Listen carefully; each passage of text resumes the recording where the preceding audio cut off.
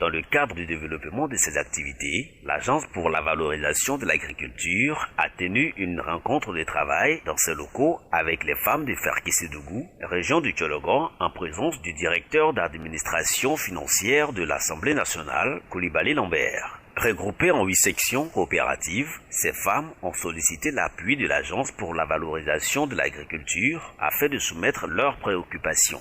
Après les mots de bienvenue prononcés par la présidente de l'agence, les femmes ont à tour exposé leurs besoins tels que des engrais bio, la commercialisation de leurs produits, une unité de transformation de tomates, l'installation d'un système de goutte à goutte dans les localités, etc.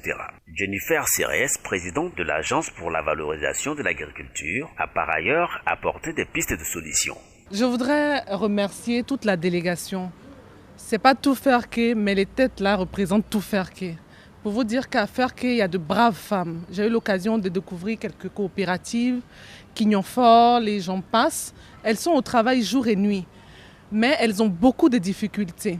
Donc le président de l'Assemblée nationale, je pense, a décidé qu'une solution soit trouvée afin de mettre fin à ces difficultés de ces braves dames. Et je voudrais inviter toutes les femmes de Côte d'Ivoire à fédérer, à se mettre ensemble parce que ces femmes sont des exemples de réussite. Vous les avez regardées dans l'émission et nous savons que beaucoup d'entre vous souhaiteraient rentrer en contact avec elles. Nous restons disponibles pour cette mise en relation. Nous souhaitons à nos braves femmes de continuer à persévérer dans l'effort. Merci d'être venus nous voir et bon retour à vous et que Dieu nous garde. Coulibaly Lambert, cadre de la région et porte-parole de la délégation, a remercié la présence de tous à cette rencontre. Nous avons eu l'opportunité cet après-midi d'avoir une séance de travail avec les responsables de l'ONG AVA à la demande du président de l'Assemblée nationale, fils de Ferké, qui donc a souhaité qu'il puisse avoir une relation de travail avec les femmes rurales de Ferké.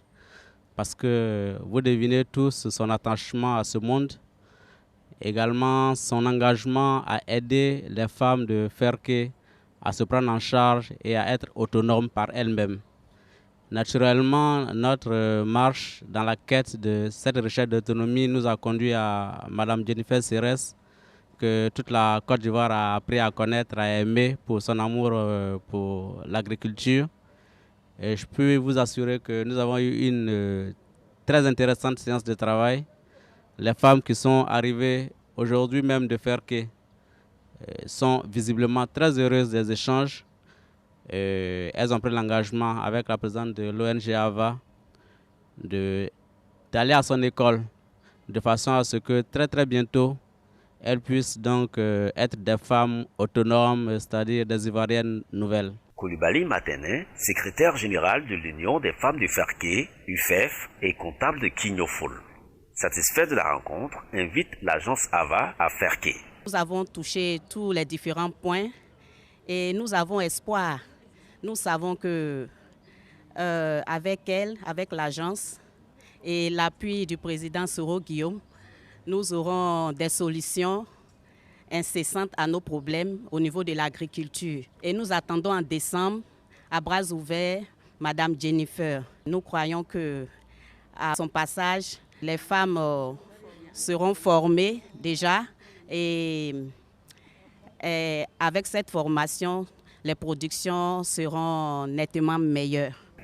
Madame Touré Nyene Diata Soro, secrétaire générale de l'association de la Fopokaha, se dit très heureuse de compter sur le soutien de AVA. Après un somptueux cocktail, les femmes sont reparties satisfaites avec beaucoup d'espoir.